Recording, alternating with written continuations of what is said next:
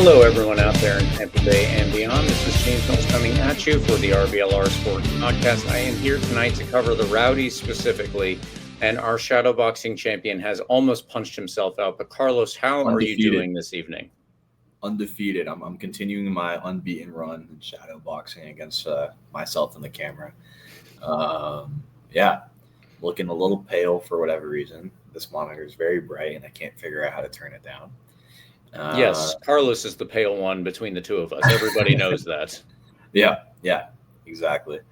That's my little cousin. I didn't know. I forgot. Damn, he's a teenager. I forgot he's like has a phone and everything. That hey, John, how are you? By the way, his team FC Tampa just won their league 2 weeks ago. So shout out to John and crew down at FC Tampa for getting the league title. For the Town and Country FC Tampa squad. Love those guys. Love that squad. That's where I played youth soccer. And if you were following the Rowdies for early Sickos period, Schimberg, that's where the boys practiced back in 2012, 2013 as well. So very, very, very historic, let's say, ground over there. But James, I'm doing well. Hoping my microphone sounds okay. I'm getting some weird feedback. We'll keep playing with that. Hopefully it fixes itself. Rowdy stuff to talk about. Lots of stuff happening in the wider soccer world. There's a big game that we realize we're going to be playing in just a couple weeks here that I've already booked my flight for to come back for this specific game. What else is going on, James? What's going on in your life? Tell me about what's going on in the life of James Mills before we talk about the plethora of stuff going on in the Rowdies world. Good word usage. I am wearing a bright highlighter shirt tonight, and despite what everyone might think, it is not a Rowdies highlighter. Instead, it is for my team in my adult league. We are sponsored by the local company Bubble Bin, so we are bright yellow. And that is our jersey, so to speak. But wish us all luck tomorrow night in our game when we take on whatever company we're taking on. I forget offhand. But in the grander world of better sports and better soccer and better players than you're going to find on our field, we need to turn to the professional realm in the Tampa Bay area and talk about the Tampa Bay Rowdies. Last week was an up and down week, lots of down. Quick little hit of up and then a fair bit of down after that as well. But Carlos, we have a lot to discuss before we even get to the preview for this upcoming game and the one that you are referring to when you talk about flying back to the Tampa region. So let's get into everything here without further ado. Last week, the Rowdies moved on in the Open Cup, almost despite themselves, and then lost at home to Louisville City, I believe for the first time losing at home since 2018, if I'm not mistaken. I would have to double check that to be fair. But regardless, it was not a good game and we did not win it. So we're going to go through all of that. Please don't forget our ticket competition. Bring a new person to a Rowdies game, snap a selfie with them, tag RBLR Sports on whichever social media you use, and you are entered to win free tickets to a game in August. That is one of the celebration nights. I believe, in fact, the original era night. That is when we're going to celebrate all the players from the 1970s era and the original team that was founded back in that time. So I'm assuming that there's going to be a lot of fun stuff there. Please don't miss out. You can get free tickets if you take somebody to a game. You tag RBLR Sports and just let us know that you did it. That's pretty much all there is to it. Like and subscribe to us on YouTube or any major podcast platform. And of course, please follow us on all your social medias, wherever you are. We are at RBLR Sports. Carlos, I'm going to do a quick review of the Naples game. I will let you do a quick one of the Louisville City game, and then we will go to our questions. So let's do the starting 11 against FC Naples. Ethan Bondre was in net. Thomas Van Kaziel, Robert Castellanos, Aaron Guillen, and Joey Skinner were across the back. Pacific Nyangabire, Cami McPherson, Danny Crisostomo, and Nate Worth were our midfielders. And up top, who else but Wubens Passius and Manuel Arteaga? Couldn't believe Wubens Passius and Manuel Arteaga, right? Who would have guessed that? Not me. So in this game, we were ahead for literally 2 minutes. We scored off of Pacific Nyangabire getting a nice little through header from Manuel Arteaga. And then Naples scored 2 minutes after that, and they held us, or we held them, probably is how I should put it, for the next close to 100 minutes or so. And ultimately, it was a pretty bad showing from the Rowdies, I'm going to say. But we did move on after a penalty shootout that went 10 rounds long. It was a late night, not only because we had the game, but also because after that, then the people who went with me, or the people that I went with, I should say, we then had to drive back to Bradenton. So that was another 2.5 hours. And I don't think I got to sleep until maybe 1 in the morning. Worth it. Worth it to see us win in a penalty shootout, move on, and then get some competition coming up here, which we're going to talk about later on when we talk about the next round of the Open Cup. It is a huge game. It is a huge, huge game. I'm already going to war on Twitter. I need backup, guys. I mean, good Lord. I can only imagine that there's a lot going on the Twitter sphere. Yeah, the Orlando bots are coming at me. Not the sport who we're playing, but I stand on business on X.com, James. Sorry, take it away. Take it back. Well, there's not too much more here. Ethan Bondre made one save in the penalty shootout, and then we ultimately got lucky when their last taker hit the crossbar, which meant that we moved on. So it was great in that moment. I wanted to celebrate with everybody, every player that was out there, every fan that was in the stands, except for all the Naples ones because they were pissed at me. And that's how life goes. That's how life goes. What are you going to do? What are you going to do? Exactly. Carlos, I will turn it over to you for a Lou City quick review. Yeah. I'm excited to dive into that Naples game a little bit too. So I'm looking forward to getting to the questions on that one. But like you said, to jump into the Louisville game, just to mention that it happened. 2-1 loss for your Tampa Bay Rowdies. We came out with the starting lineup of Nico Campisi getting his starting spot back in net. Looks like we'll roll with Bondre for these sort of cup game scenarios. Then K-Zeal was slotted into that back line with Castellanos, Lasso, and Guillen, making up the rest of that back four. We'll note, by the way, Van Kaziel, the right back, Guillen, the left back in this case. In the midfield, you had Nyangabire out right, McPherson, Crisostomo, and Ollie Bassett, by the way, out on the wing as well. Up top, none other than Rubens Pasillas and Manu Arteaga as your strikers. The Tampa Bay Rowdies had I would say, a better showing than we did in Naples and obviously the week prior against Loudoun. You go on to score the opening goal later into the second half. A looping shot, a weird kind of deflection off of Ollie Bassett's shot that ended up somehow getting behind the keeper and sneaking into the net. Rowdies would go up 1-0 and hold that lead for a little bit of time before Louisville would slot 2 goals in on the back end of this matchup. 2 well-worth goals. Louisville's a very, impressive attacking side. Dive into this one a bit more in just a second, but you could see the guys got rather tired at the end. The 3 games in 7 days, I think, definitely started to take a toll in this one. And like I said, we'll dive into it a bit more in just a minute. But some great quotes in the pressure with Coach Stevie Coleman, his second USL game, his 3rd game overall, and some other folks in there that chatted with us. So, James, Rowdies are going to lose this one 2-1. Still looking for their second USL win on the year. Hasn't happened yet. If you're curious about how the RBLR standings update is going, in terms of our predictions, James and Eureka have 5 points. I have 1 point because I'm the eternal optimist and I put all my trust in the Rowdies to turn it around. I've been predicting a lot of wins, and inevitably those have not come. So that's where we are right now. James, before we dive into these games a bit more, I'll just quickly go through the standings. There's a lot going on in the Eastern Conference. Loudoun United is still in first place. 6 wins and 1 loss, 18 points. Detroit City in second. You would have seen that coming. Yeah, I mean, look, if I call it out every year, it'll happen eventually. Apparently, this is the year they're actually quite legit.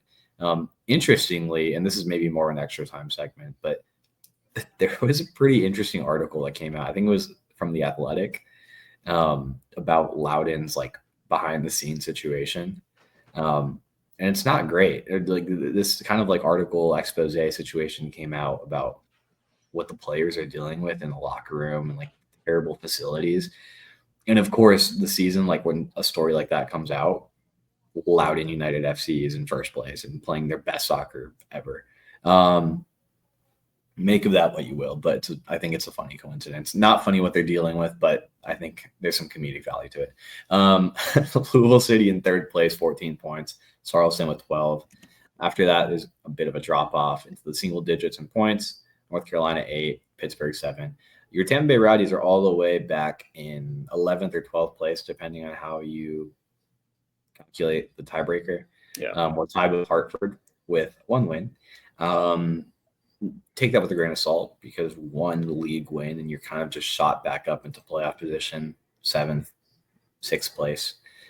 So hopefully that comes sooner rather than later.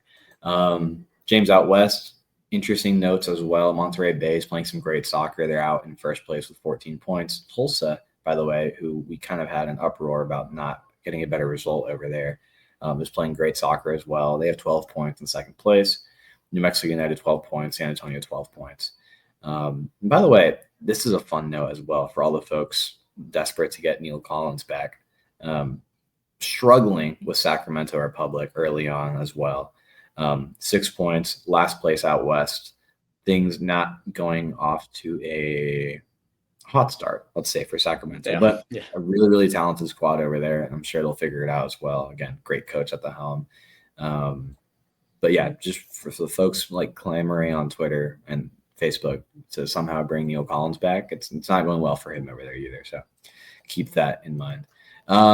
Okay, James, I think those are all the notable standings, bits and pieces. If you care, you have Thought Mob. If you're listening to this, you can look it up yourself. I don't have to do your job for you. What the hell?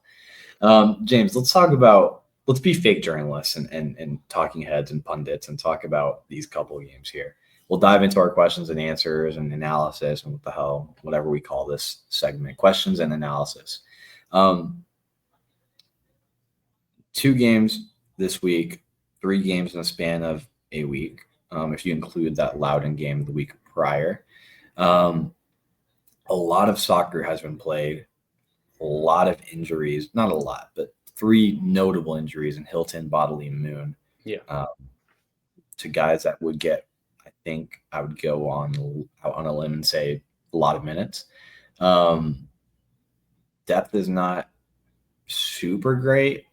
Andrew Mustali is our third option striker, who by the way, I love this kid. We'll talk about his penalty in a second too. Holy crap. Yeah. But again, the kid, like he's still finding his way in the squad and everything. From a 30,000 foot perspective, James, how are you taking these 2 games together in Stevie Coleman's second and third game at the helm, respectively? Do you see improvement? Do you see us trending in the right direction? General concerns? Give me your 30,000 foot view of where we are right now. Well, with the injuries that you already mentioned, and again, just so everybody's aware, that is Lewis Hilton, Blake Bodley, and Nick Moon. Nick Moon has been out the longest, which at this point is still only 3 games at the most. But yeah, it is a team that's in a lot of transition from one coach to another, transition from one playing style to another. And that includes the formation. So if you want to add that, transition from one formation to another as well. There are a lot of moving pieces here. Thomas Van Kaziel stepped in at right back. Lawrence White has not been listed as injured as far as I've seen. I'll have Eureka correct me on that if I'm wrong. But yeah, Lawrence White was not available for either the Open Cup game or the game against Louisville City, and Thomas Van Kaziel stepped into the right back spot. I thought he did pretty well, by the way. Just want to put that out there. He did. Yeah. He did. But that was an interesting tidbit. While Blake Bodley is out, we are still in this 4-4-2 formation. And so Aaron Guillen played as the left back against Louisville City and Joey Skinner played as the left back against Naples. I thought Joey Skinner also looked pretty good. His parents were there, so that was cool. That was cool just to meet them. He came on for a little cameo at the end of the Louisville City game as well.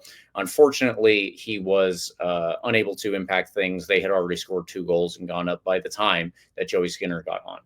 Yeah. So Pacific Nyongabire came back in for his position. Cammy McPherson and Denny Chrysostomos started both of these games in the midfield. Nate Worth was a starter versus Naples, which I guess that's probably understandable.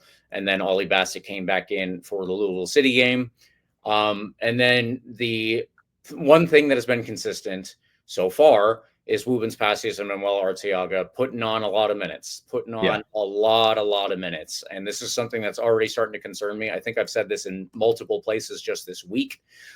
Anybody who is either reading or listening to other things or just knows me and has talked to me recently, I have pointed out that I think Woobens Passius and Manuel Arteaga, Woobs and Manu, if you would like, they are getting too many minutes at this point. I think that we're going to need to switch our formation up further so that we're not playing a 4-4-2, because if our 3 options are Woobs, Manu, and Andrew Mustali, just like you, Carlos, I would like to see Andrew Mustali get a lot more playing time. I don't expect that Andrew Mustali is going to be a player that they're going to rely on in moments when they're like, we're down a goal, we need to get back into this game. That's just the nature of the game when you're 17 years old. Most people are not Lionel Messi. Most people can't do it at that age. But Andrew Mustali still has a lot to give. He might be close, though. He might be close if you're just looking at that penalty. That's fair. It's ridiculous. Sorry. Yeah, the penalty was fun. We're going to talk about that in a second. But it's very interesting that if these are our 2 strikers, they have played almost 90 minutes every game of this season. They have started every game. And yes, just like Rugby King says, 120 minutes for those who played the full game against Naples. That's in midweek. It's also on turf, which is a tougher surface. It's literally worse on your knees. So just keep all of those things in mind here. It's a lot of wear and tear. There's a lot to work on in terms of sorting out what our best formation is.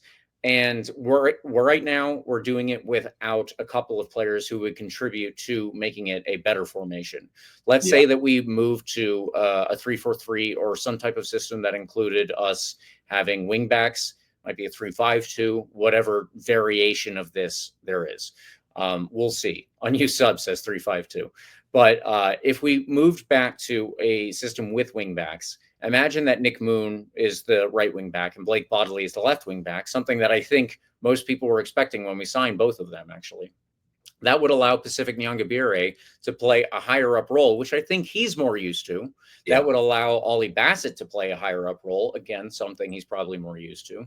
And at that point, we could have one striker switch between Woobs and Manu. If you literally want to do it this way, which maybe Andrew Mustali gets a couple of these too, but you could switch back and forth week to week. One is starting, then the other. And this way we have a little less miles on their legs going by each new week, each new month. So there's a lot of concerns that I have with the team, while I also think there's still a lot of talent here. It's not meshing particularly well. And I don't want to spend a bunch of time pointing out every fault that I see with every player. But there are a couple of things that I do have to point out while we're talking about it, especially in the Naples game. Aaron Guillen did not look particularly dialed in that game. He got a yellow card within the first 90 seconds. I don't know about arguing that one. There was no argument except, it's so early in the game. Why would you give a yellow card? But if it's like that, then you can't give a yellow card. Yeah. Or you still have to give a yellow card is what I mean to say. He was very lucky not to have been sent off. I think around the 20th minute, something like that. And if he had not already been on a yellow, then he would have gotten a yellow for that challenge. So it's just that the referee did him a bit of a favor there. I saw a lot of Naples fans complaining for 2 penalty calls in that game. Those were not penalties. They were dives. No. Get out of my face with that. The referee in this game versus Naples was actually fantastic. He happened to referee the Sun game the following Friday. Just wanted to point that out. He was really good. I liked him a lot, and that's not just bias. I think that there were calls that I saw in our favor that he did not give us, that I was trying to be like, okay, well, whatever. He was generally a very fair referee. So I just wanted to throw that out there. If anyone from Naples is listening, you got to calm down with yelling at the referee, literally yelling at the referee when they got calls in their favor. I don't understand what to give you at that point. I don't know what. Yeah, I noticed that on the broadcast as well. They were complaining about, I'm like, it's natural, you're at home, whatever. Complain however much you want, but it was kind of ridiculous. I'm willing to say Naples is on the lower tier of ball knowledge early on, and my immediate reactions from that game.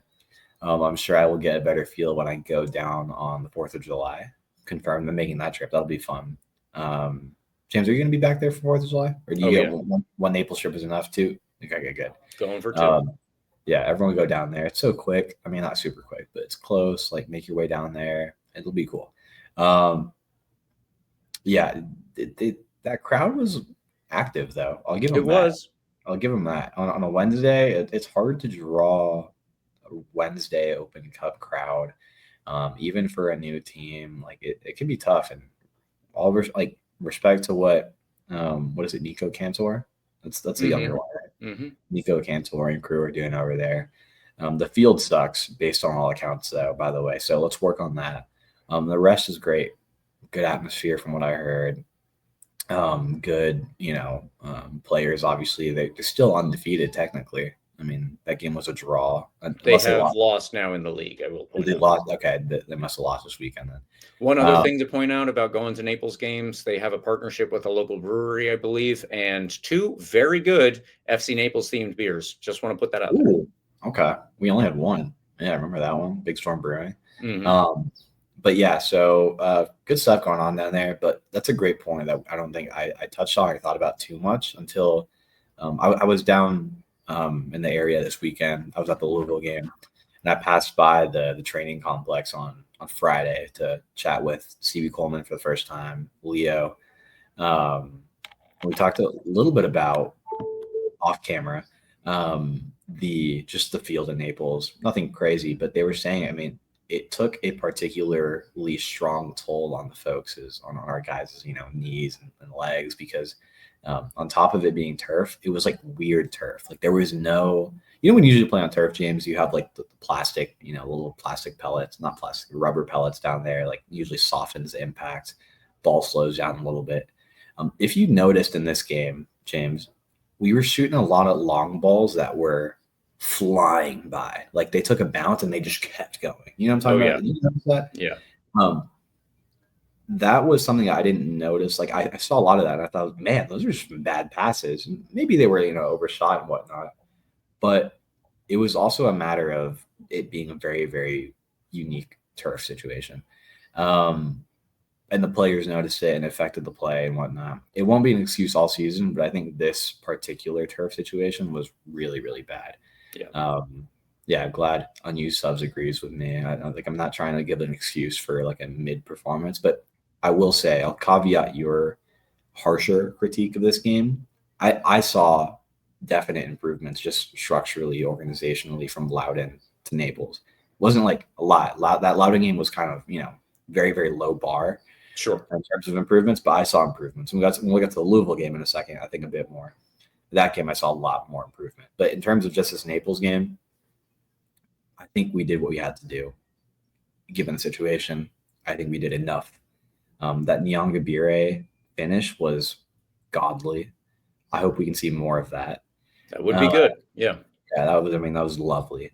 And I think to your point about Moon and Bodley, them being like in the lineup, I think just makes us so much better, because Van Kaziel is doing us a good job in the last game, right? He did an okay job at fullback. I think we got him into the squad because he's so versatile, kind of plug and play situation. But Guillen is not a left back. No. Maybe a few years ago, and he's not old by any means, but that's never been his game. He's been a really good, quick center back. You know what I mean? He's never been a left back. I mean, he has, but it's never been his like game. And certainly, if he has been a left back, it hasn't been because of his offensive ability. You know what I mean? And I love Guillen. Guillen's my boy. Like I talk to him all the time after the games when I'm there. I love obviously like I have a special place for all the guys that can talk Spanish too on the field after the games. Like I love Guillen, but that's not his spot, man. Like I don't know what we're gonna be doing going forward if we're gonna stick with this 4-4-2 situation or maybe like I don't know. My main thing is I don't know if we're gonna be sticking with 4-back or 3-back and wing backs. You know what I mean? Yeah, right. What we've known to work for this squad over the last several years is the wing back situation. When we have good wing backs, it works. Bodley and Moon are good wing backs. If they stay healthy, like that allows a lot of movement, a lot of great offensive play to come together.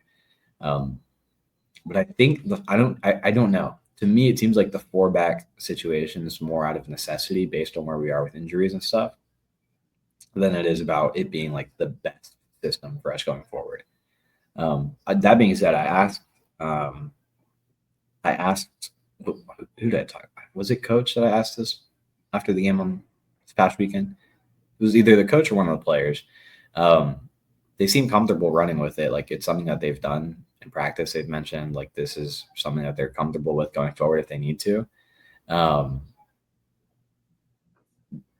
But I think personally, anecdotally, maybe, I guess the numbers would probably prove it too. Like the 3-5-2 situation, or however you want to structure it with the wing backs, just produces more chances for us. It just does. Like that's just kind of how we've built this team to play for the last several years at this point. And it's also where we have depth right now is in defense. Yeah. So, yeah. So like, this is, I'm looking at YouTube comments on the side here. The spoiler says the bar is on the floor. We have one win. It's a great point. Like it's like great point. I think because of that, it's been easier for me to notice like the small improvements, right? So from Loudon to Naples, more organized, bit better attitude on the field. From Naples to Louisville, and James, I'll jump into the Louisville game just a little bit while I bring it up. The Louisville game was very well played for the first however many minutes. Yeah, I think I've seen a couple of people. Well, there we go, another one there. But a couple of people point out specifically what you're saying right now.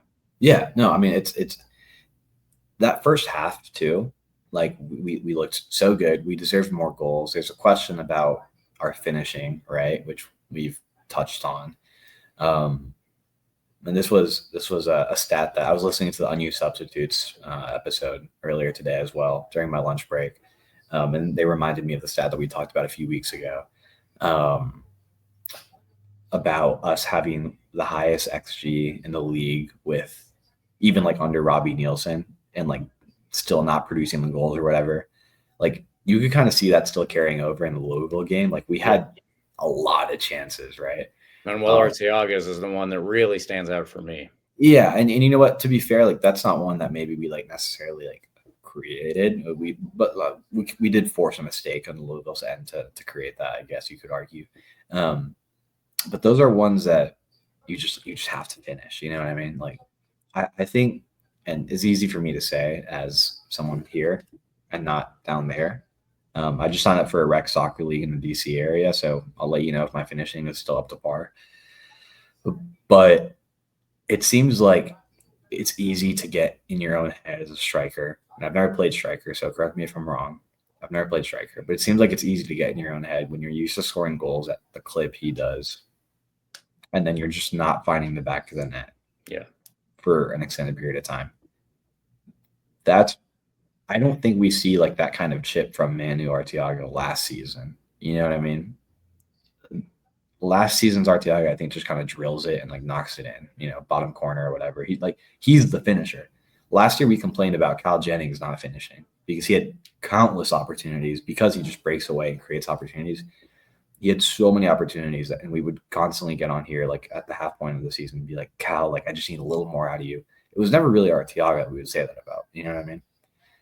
So I'm hoping he kind of reverts to his Arteaga self and knocks them in. And that's a great comment too from Rugby on YouTube. If you want to throw that on there. Manu had, quote, too much time to think about it. I think that's a great I think that's actually a great way to think about it. There was too much time there. When you're a finisher, like, your game is just split second decisions. You know what I mean? When you have that much time to think about it, in the situation Arteaga's in where he hasn't scored a goal in this season, right? Does he have one? No, right? I don't think he has one yet. It gets in your head, I would assume. That being said, I think that kind of mentality gets broken as soon as you net that first goal. So that's what I would say. So we're not, talking about Miami yet, but this weekend against Miami's better. They're still not great. If we were in a better position, I would say this is a game where Andre Mustali gets a start. You know what I mean? It's a cup game. There's a lot of wiggle room when it comes to the Jägermeister group stage because we have, 2 third division teams in our group as well. Like, you don't really need to do that well in the group. I think there's a lot of room to, like, test things out or whatever.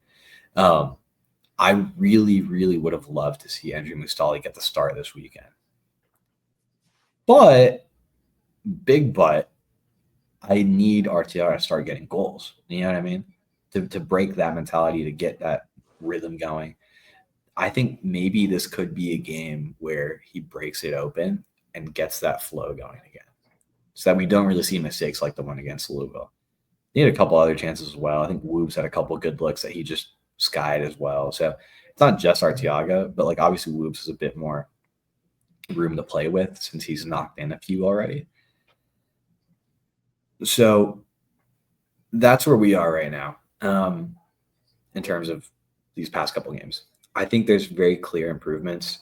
And by the way, like, when I was down there on Friday talking to Stevie, like, and I chatted with him and Leo, and I put those on my Twitter at CarlosTPA10. If you want to go back and take a look at those, we had a great short conversation with both of them, a few minutes each. Great insight on the Naples game. Great insight on Leo getting to play against his own brother, by the way. Yeah. On Wednesday, that was awesome. Fernandez against Fernandez.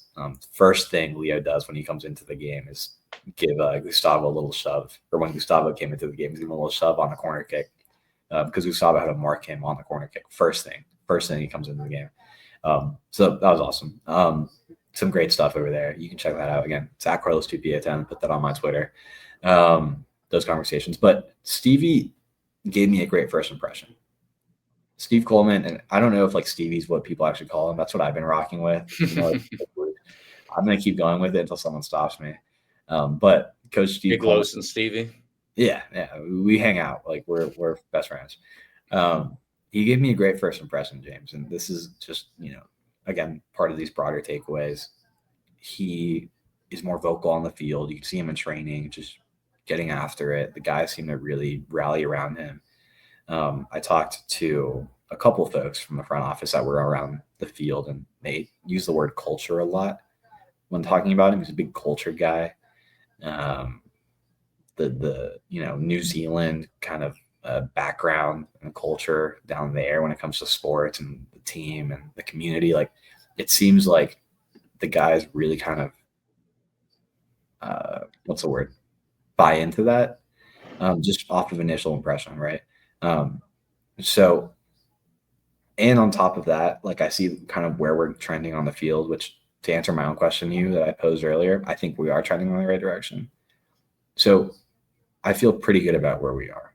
Again, the bar is on the floor. I'm not saying I'm happy with where we are, but in terms of where we have been over the last several weeks and kind of where things are trending, I feel pretty good. I really, really hope we can get a couple of these injured guys back because I think that will make a big, big difference. I think this weekend gives us a really good opportunity to kind of open the floodgates for a couple of guys.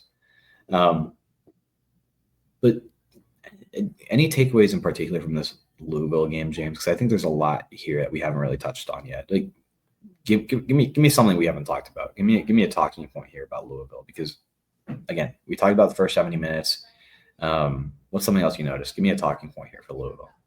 Well, I guess this was the thing that I really wanted to hit on was the goals that we conceded. But if we're talking about stuff that we haven't talked about at all, then that wouldn't really fit in here, because as we've already talked about in relation to the Naples game, Aaron Gein is not a left back. And I think I don't think the first goal comes from the left-hand side. I think it's the second goal that obviously our left hand, their right side. Yeah. And they Louisville, that is, had a chance immediately afterward to make it 3-1 from that same left-hand side. So there's my big thing right now is I think that we do have the injuries, so that plays a role. Blake Bodley and Nick Moon, that plays a role. We don't have the most direct replacements for them. We do, but they're not at the same level that it I guess it's worth it to stick with the same formation that they were playing in before. So if we're going to do that, we'll switch a formation, play with somebody else. Ollie Bassett isn't really a winger. He wants to come inside. Pacific Nyangabire is kind of a winger, but the problem with him being playing as a winger is that his final ball is, I think the worst part about his game generally. He's usually better about dribbling and getting, opening things up for other people by doing that, rather than whipping the ball back into the box and getting a good cross in off of that. That's where I think that those two players are deficient when we try to play them in those specific roles. Sure. Lewis Hilton has a direct replacement with Cammy McPherson, even though they obviously play things a little bit differently. They can both relatively do enough of the same stuff. And Danny Crisostomo has been one of the better players we've had through 2025. So my question then is just, what are we going to do with the formation here? How are we going to create a better system for the players that we have? I feel like a 4-3-3 would be a pretty good setup. A 4-3-3 would give us, let me work this out. 4-3-3, Blake Bodley is the roving left back. Okay. We have somebody at right back who can play more defensively, so that we end up with three at the back when we're in possession anyway. And Blake Bodley is pushing up. Yeah, could be Van Castiel easily. And then if we have either Lewis Hilton or Cammy McPherson in the midfield, we have two central midfielders. One of those is obviously going to be Danny Crisostomo, and I would assume the other is either Leo Fernandez, if and when he gets back to full fitness, or maybe Ollie Bassett. Great point. On top, we have only one of Woobs or Manu starting at each game, like I said. Pacific Nyangabire can play as an inverted winger, so he's going to be cutting inside a lot more, and I think we're going to get a lot more out of him that way. And then I guess the left wing would be, well, if Ollie Bassett is the left winger, then we would need one more central midfielder. So that's one to figure out. But the way that we're playing right now, we're playing a 4-4-2. We don't have anyone on the field who is an out-and-out winger. We don't have anyone out there who plays that role the way that, I don't know. It's a really bad example because the game has changed a lot. But the quintessential winger that everybody thinks about is David Beckham, right? He plays out on the wing. He whips the ball back into the box in a perfect spot to get a great chance and score hopefully a couple of goals. We don't have anybody who's going to play that role. We don't have anybody who's going to play the role as a dribbler, but also stay outside and try and look for somebody back in. You don't think that's what I want to see. You don't think that's a Nyangabire type of role? I feel like that's kind of where he's, where we've been trying to slot him in. And I think that's kind of his natural position. And you might disagree with me on this, but his strength has always been being out wide, taking on guys one-on-one. Maybe, and this is something. He does. You're right. That's okay. Yeah. And you could. I think that's something you can knock him on a little bit is his crossing abilities. Like if you're at the wing, you want to put in a good ball for your guys in the box. I think we could. I've always wanted maybe a little bit more out of him on that end. I feel like maybe you're right. I'm being too harsh because of that specific facet. Yeah, but in terms of like an out-and-out winger, I think that's kind of our best option right now, and it's a good option. And again, this is something that I chatted with a couple of front office folks that were there on Friday. Nyangabire's strength has always been that being able to take guys one-on-one and get into the box. He's kind of like what Damien Rivera was for us, but like he can play a full 90. You know what I mean? Damien Rivera can play last 20, last 30 minutes maybe, but he would be electric. Nyongabira is more of a guy that can track back, play defense. He can do the whole thing if he needs to, play full 90. I think if you can unlock, the passing aspect, sure. I think it's passable. I think it's kind of a funny way to describe his passing ability is passable, but you get my point. I think if he can unlock that finishing prowess a little bit more, because he gets into the box. I mean, that's one thing about Nyongabira is that he gets into the box. If he can unlock that finishing prowess just a little bit more, I think you kind of start to get the best out of him. Yeah. I think that might be what they're trying to do here. So whether that's in a 4-4-3 or a 4-4-2, and you keep him out in kind of like a right mid spot or wherever, was Ollie on the left or right? Ollie was on the left. Ollie was on the left, which would allow him to cut more inside because Blake Bodley was my left back who's getting high up the field. Yeah. So keeping him out right, I think that allows him to continue to unlock that. And then I think you do left or right, to be honest. But whatever. Long-winded way of saying I think we're going to rely on Jägermeister a lot more this season than we did last year. Yeah, I think it's a good thing. I think because of that, I think we might be able to see his full potential come out here. We'll see how much that comes to fruition, but I think we're going to get a lot out of him this year as he settles into whatever system we kind of play with. But again, that's a good question because it's a matter of finding what system that'll be. I should correct. I think you're right, Carlos. He is the out and out winger type that he does like having the space to run at people and try and dribble past them. I'm definitely being too harsh because the final ball is where we're all looking for more production. Sure. But the other thing that I want to point out in relation to this system is we're playing 4-4-2, and let's go with Pacific Nyongabire is our best option as a winger. Right now, there really is no backup for that. Yeah. Rubens Passius was, I think we moved into a system against, was it Loudon? Yeah, it was Loudon. We had 3 up top towards the end of the game. We were trying to come back, and Rubens was on the left, Manu was in the middle, and Andrew Mustali was effectively the right winger. That's not going to work. No. I like Andrew Mustali. I think that his game, actually, I think the best part of his game is his hold-up play with his back to net. He's a big guy for 17 years old. Yeah. I don't think putting his head down and running at people is the best part of his game. So if Pacific Nyongabire is our best winger, there's nobody behind that we have, at least right now. We're going to get to somebody a little bit later who maybe could contribute. I doubt it, but we're going to talk about it, and I'm going to be very hopeful just because of the situation. That's my concern for the formation. Yeah, that's one thing about our 3 strikers, our 3 rostered strikers, and I guess 4 now with the academy kid, whose name I'm blanking on. We just announced him. Is that on our extra time segment? Rodriguez. Oh yeah, A-Rod, of course. A-Rod. Not the baseball A-Rod, the soccer A-Rod. At least for the 3 that I know stuff about, or that I've seen stuff on field about. I know a little bit about Alex Rodriguez because he plays at Florida Premier with one of family friend. But from the 3 guys we've seen on the field, they're all true strikers. They're not. Yes. They're not like guys you can kind of plug and play at the wing or whatever efficiently. I think Woob's out there. We've seen them try to do that when things have gotten a little tight at the back end. You just kind of put all your attacking prowess in at the same time. And it really doesn't work. Like that's not his role. You can't fault him for not playing well over there because he's not going to be a guy that kind of like dribbles around 3 guys and puts in a good ball. Like he's a sizable guy, good build on him that's supposed to fight people off to get on the end of a header or a finish. It's not his role. So that's a great point. I think, and this is all speculation. I don't know if we're going to go out and sign anyone at this point. Maybe this is kind of who we're rocking with the rest of the year, which is, I think, mostly okay if everyone comes back from injury. With Bodley and Moon, I think they give you a lot of flexibility and depth. But it seems like that's kind of the area, like you said, where we're a bit stretched thin. Yeah. Maybe there's a guy out there that can give you 20, 30 minutes. And personally, like I said, I'm hopeful that maybe, probably not, but maybe, cross our fingers, it might be the academy kid. Yeah, I wouldn't put all my eggs in that basket. Exactly.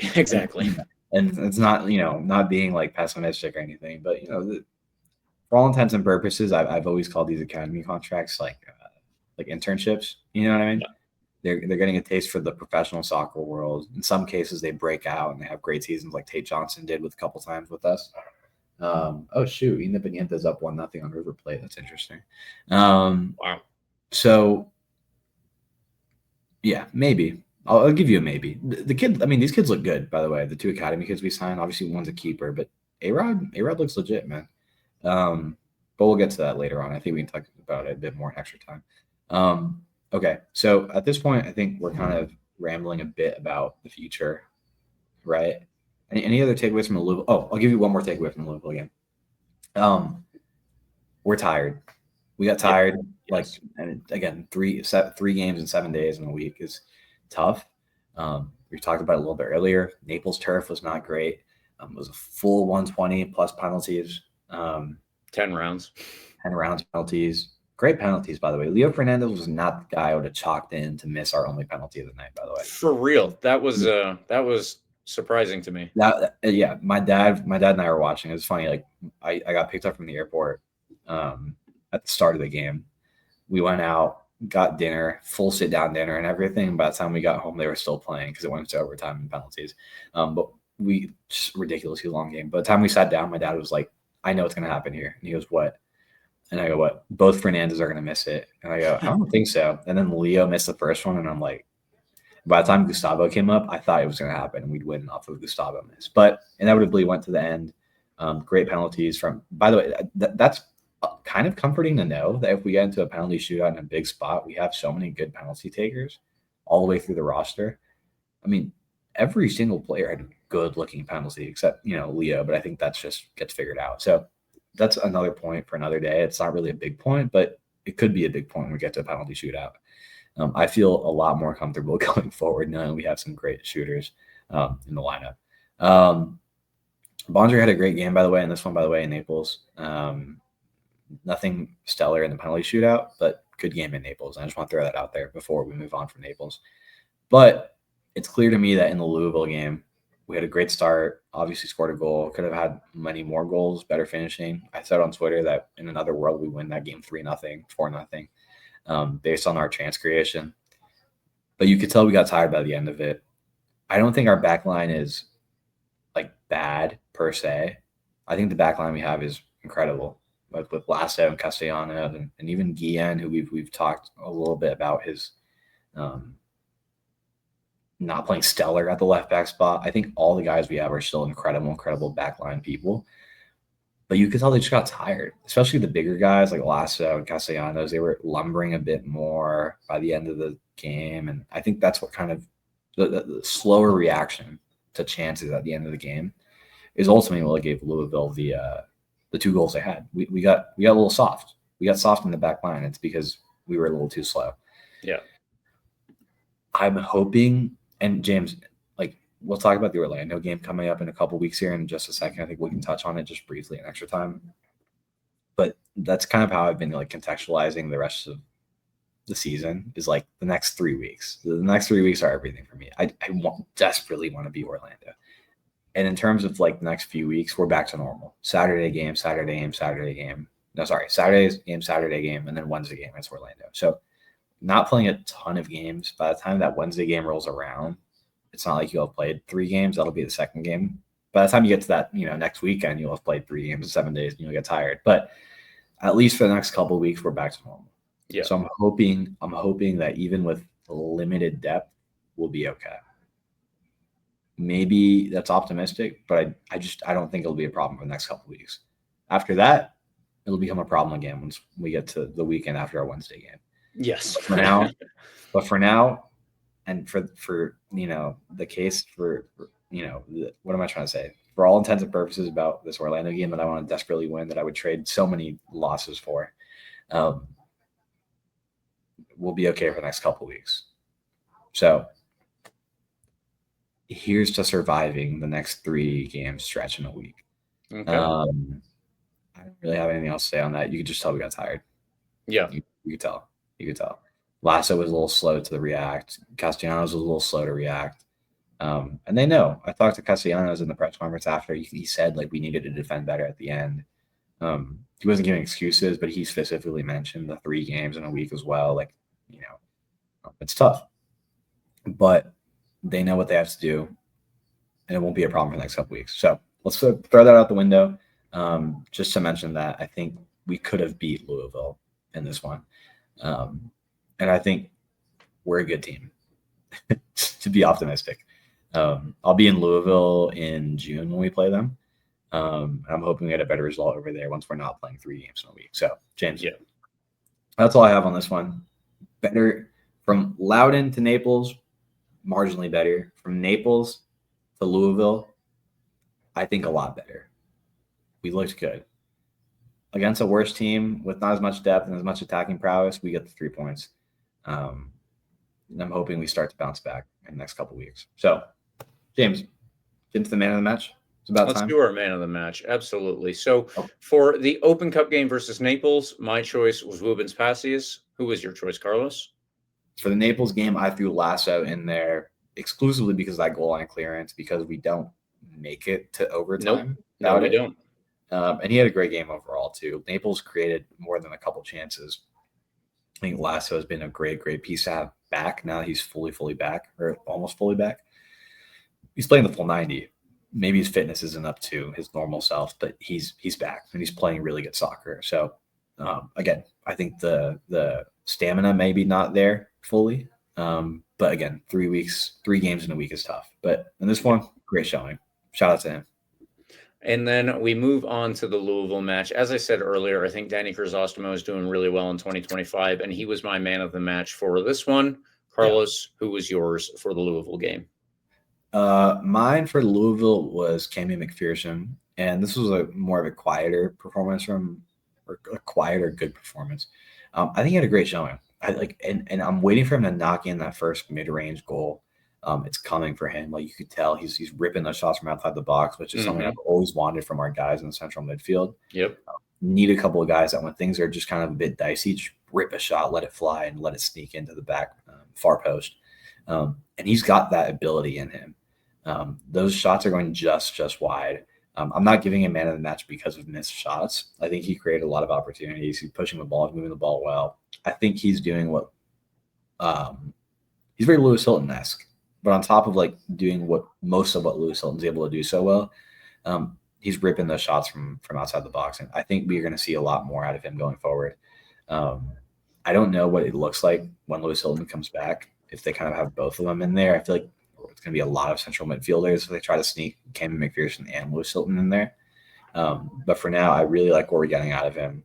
I think the chance creation is kind of flowing through him as well. We just need some better finishing, James, and it's going to come along. Yeah, that is fair. That is fair. All right. Well, we are going to move on to our preview now because we have run late with a review of 2 games, but it was 2 games, so there was a lot to go over, and I think that that's perfectly fair.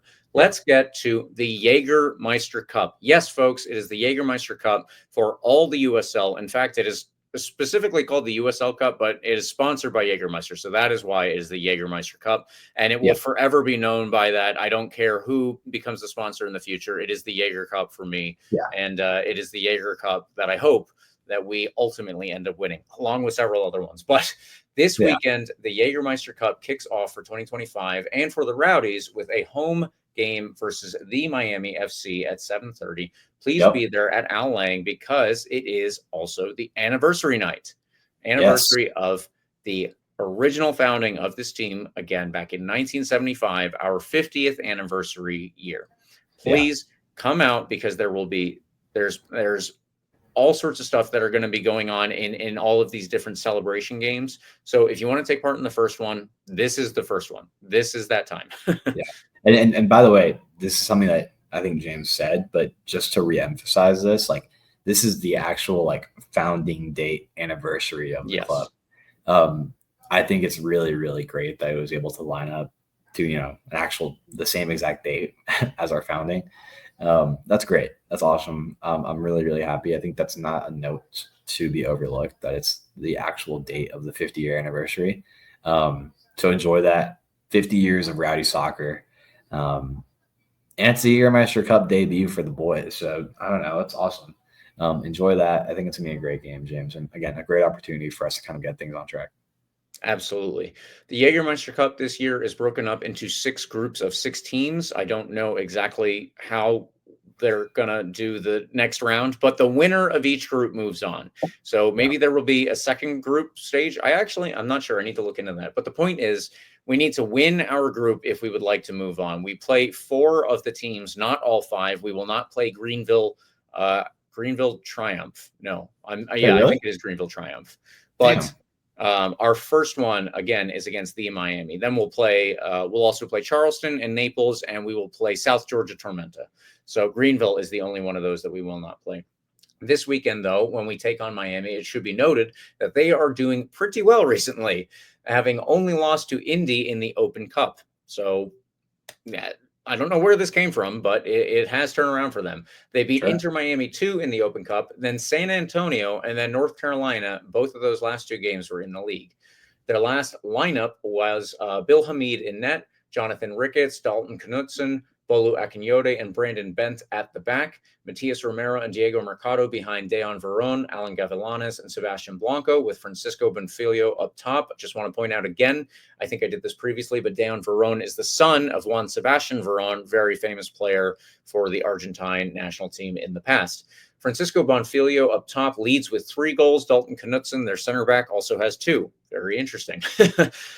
We don't know how much emphasis they're going to place on this game, either team, that is, the Rowdies or Miami. It should be noted that when this was played in exclusively amongst USL League One teams last year, it was a secondary competition to the league, and I perfectly understand it being a secondary competition to the league and the Open Cup personally. The Open Cup should take more importance for me, especially considering who we're playing.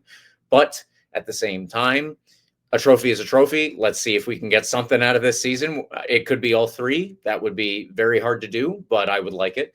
If it's only one of them, then why not? Why not this one too?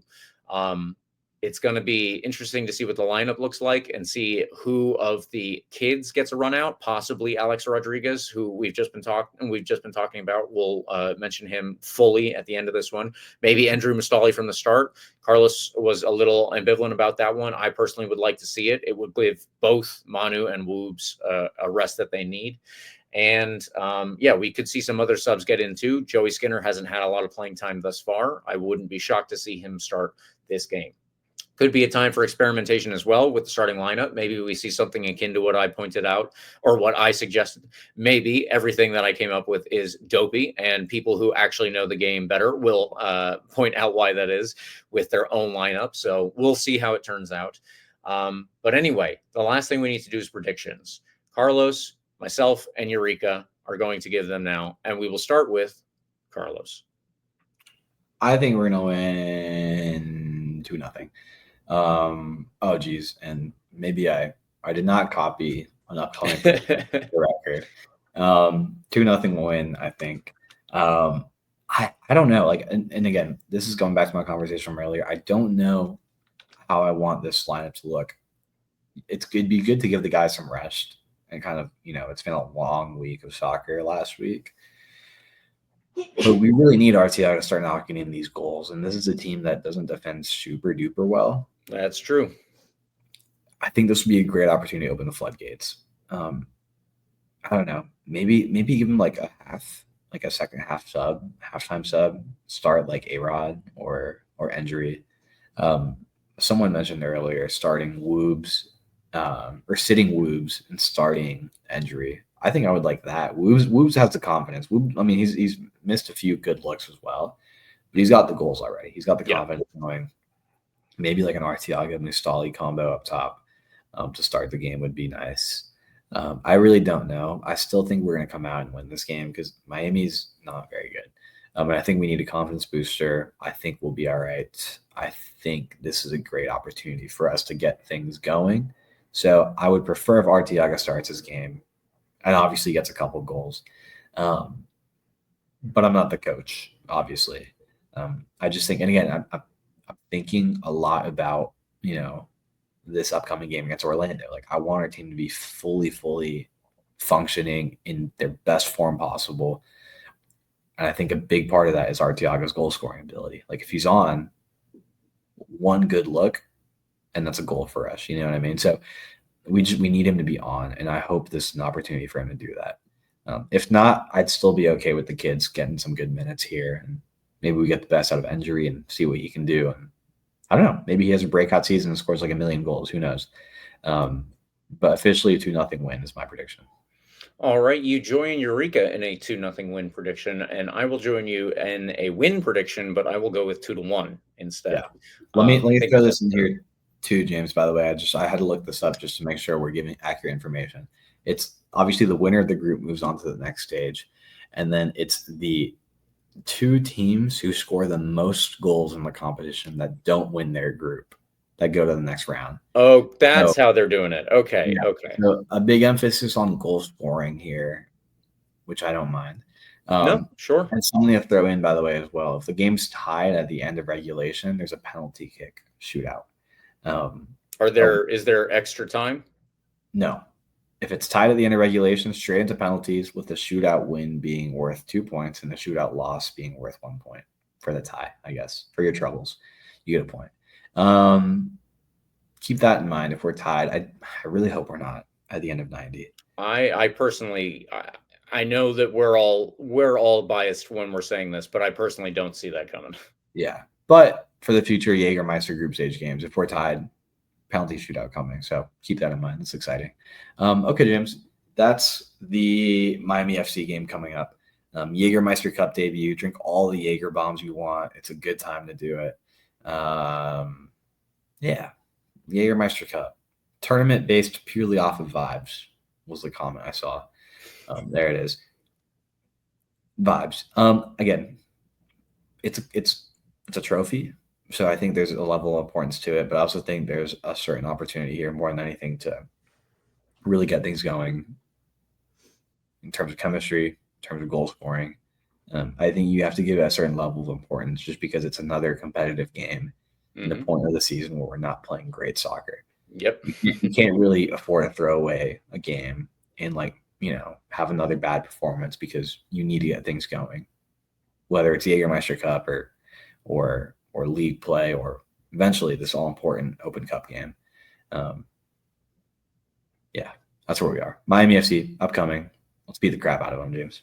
There we go. Let's do our extra time segment real fast. We have been alluding to this several times so far, but 2 USL Academy contracts were signed by the Rowdies and their players this past week. It should be noted that winger 18-year-old Alex Rodriguez has joined the team. And this is a player who fills in that depth at least a little bit behind, let's say, Pacific Nyongabire on the right side. Maybe some combination of Blake Bodley on the left side or somebody else. But if he does get a debut, I would imagine that it comes in a Jägermeister Cup game because why not? And maybe this will be the one to do it. We shall see. They also signed a keeper, 16-year-old Caleb Klepach. I would probably assume that this is just a depth piece. We have had an academy keeper for the last 3 or 4 seasons as the third option. That's normal. I think that makes sense for most clubs, except I swear to God, I read this today. Boa Vista in Portugal, their first and second choice keeper both tore their ACL in the same practice session, meaning they only have their 17-year-old keeper as part of the first team now. So I hope that doesn't happen to us because that's literally terrible for both of those players. But also it would be Caleb Klepach going into the deep end. Let's avoid that one. Yeah, either way, we do have some depth if something were to happen to both Campisi and Bondre over the course of the season. Now, the last piece of extra time news I actually did not have here, but it doesn't matter because Carlos already knows what I'm talking about. It is the next round of the Open Cup, the round of 32 to be specific. I believe the game is May 6th or 7th. I'm forgetting exactly which one offhand. But 7th. Tickets are available now. Please get your tickets because the Tampa Bay Rowdies at Al Lang Stadium are hosting Orlando City. If you don't know what that means, you must live under a rock. It is the biggest rivalry that I think the Tampa Bay Rowdies have because Orlando City fans are very smug about a team that ultimately does not do that well in MLS. Like they make the playoffs and then I don't know. What do they have? Like the MLS is back tournament. Did they win that or something? I think that was Portland. It's a real tournament. it was after COVID, but I don't know what Orlando City has won that gives their fans this superiority complex that they feel they have. They And did win also that their city's Open Cup. disgusting. So Yeah. I just want to put that out there. But if you do not have tickets, please get them. Please make sure that we fill the stadium as much as possible to take on this really hated team. Carlos, do you have anything to hit on specifically for this game? Yeah.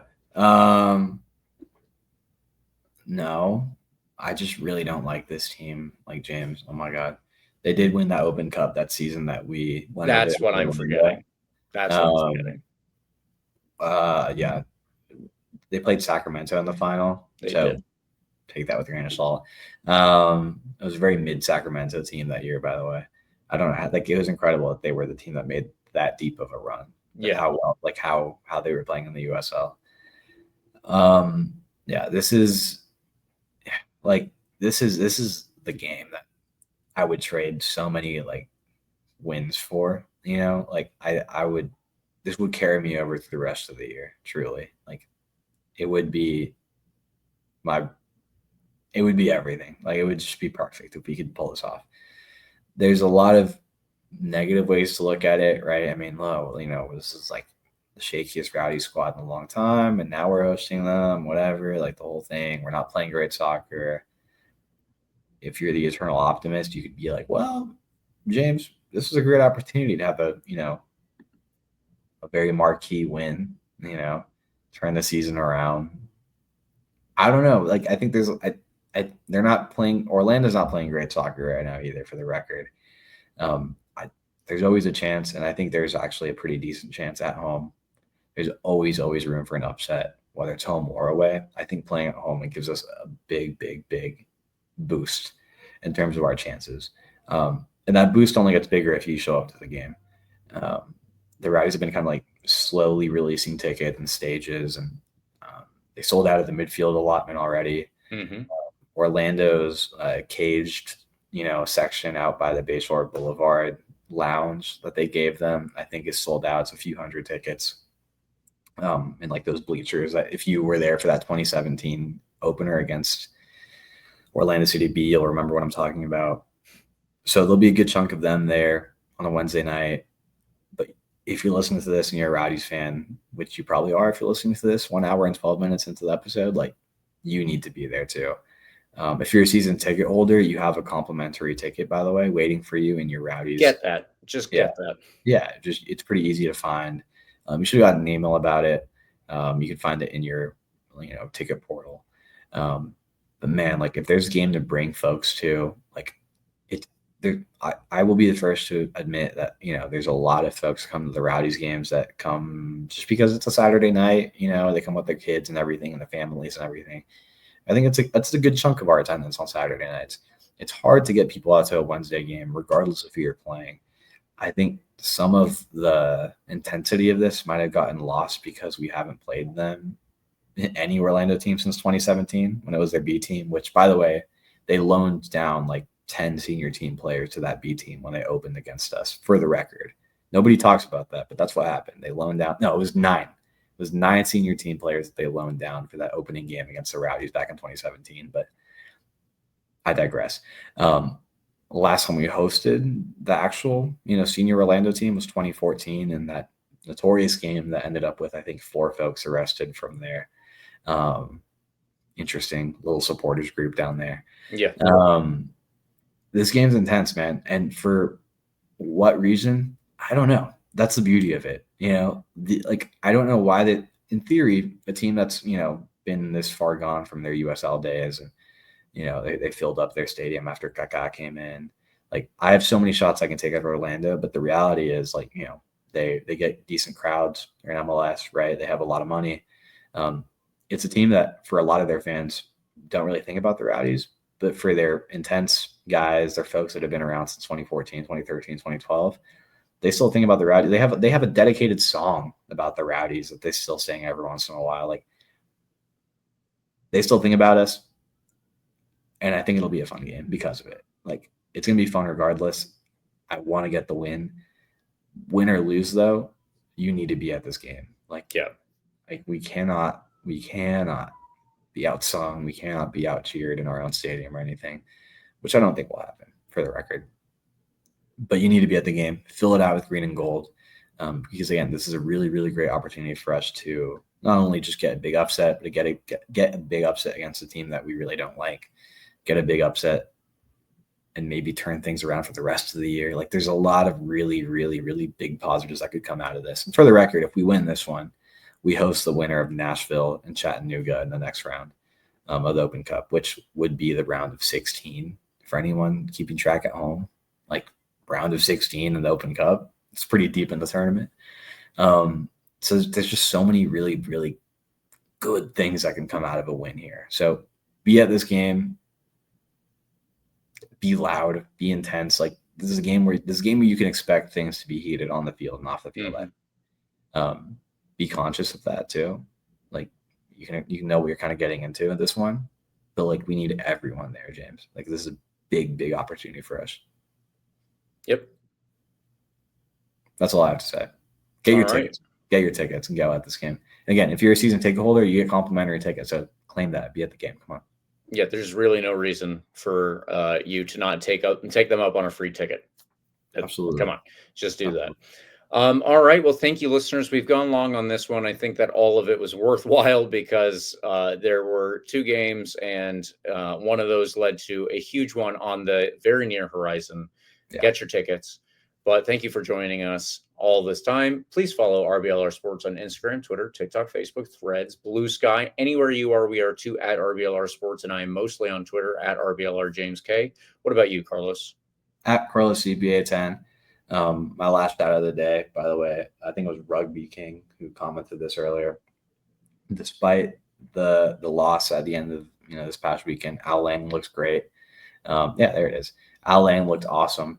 The team was playing great crowd, which I thought was a higher number than it actually was. I think the official number is like 6,200 and some people, but it felt like a lot more people.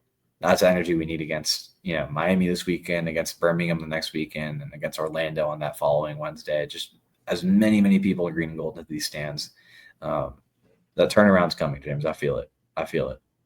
There we go. And if you would like more of this, please like and subscribe to our podcast. I don't know where the M came from in the middle of that. You can get the full experience on YouTube, but we are also on Spotify and the iHeartRadio app, Apple and Google Podcasts, wherever podcasts are. We're 2 games down, an Open Cup win, and another one coming. Come on, you Rowdies.